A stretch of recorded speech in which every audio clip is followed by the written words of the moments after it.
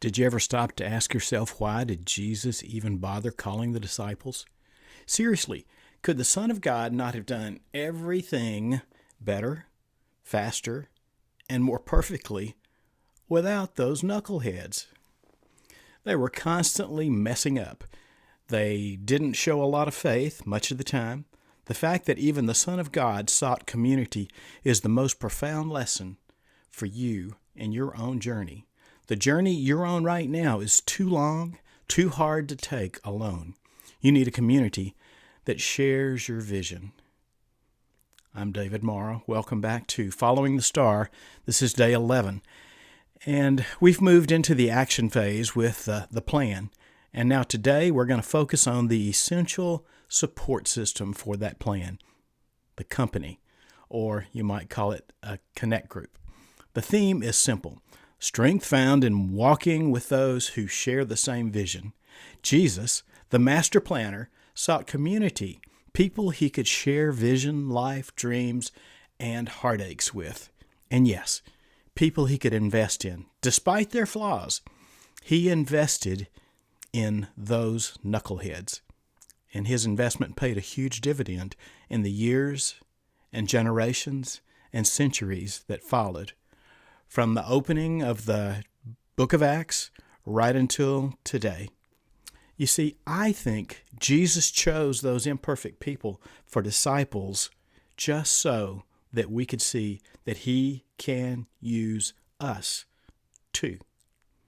You, like Jesus, need a community of like-minded believers.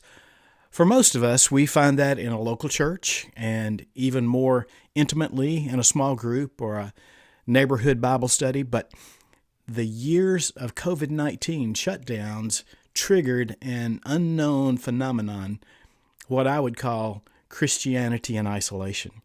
We can watch a sermon in our pajamas in our living room and check that box.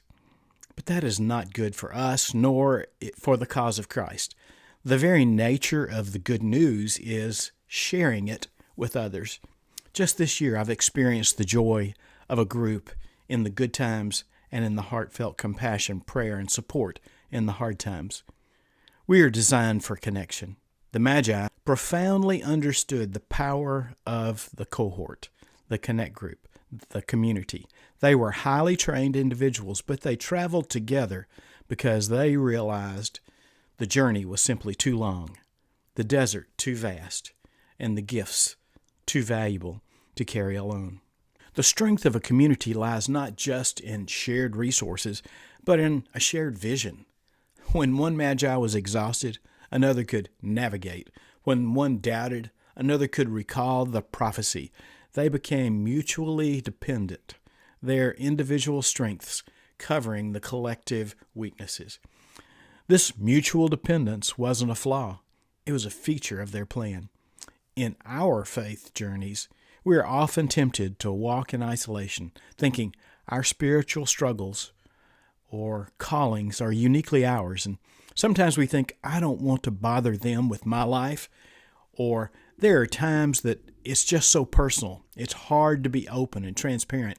Yet the biblical model consistently emphasizes community. We need like-minded believers, friends, mentors, or church family who can remind us of the Word when the star is hidden, who can literally carry us when the desert sun threatens to break us.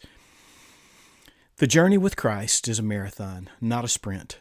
No one achieves endurance in isolation.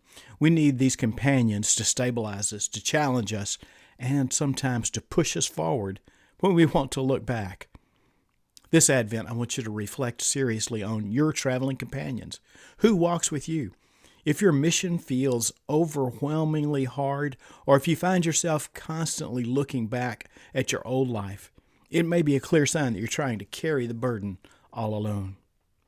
Reach out to those who share your commitment to Christ. Let your community be the stabilizing force that affirms the vision and provides the necessary encouragement to keep moving. The rewards of shared labor always outweigh the challenges of working alone. The scripture says 2 are better than 1 because they have a good return for their labor. Ecclesiastes 4:9. Who is in your company? Who is your community? Who is the one person you're committing to connect with this week for mutual encouragement? You need to be encouraging someone else. Share it in the comments below. Join us tomorrow for day 12 of Following the Star as we look at the hardest part of following God. Don't forget to like and tap the bell to be notified when the next post is out. See you tomorrow.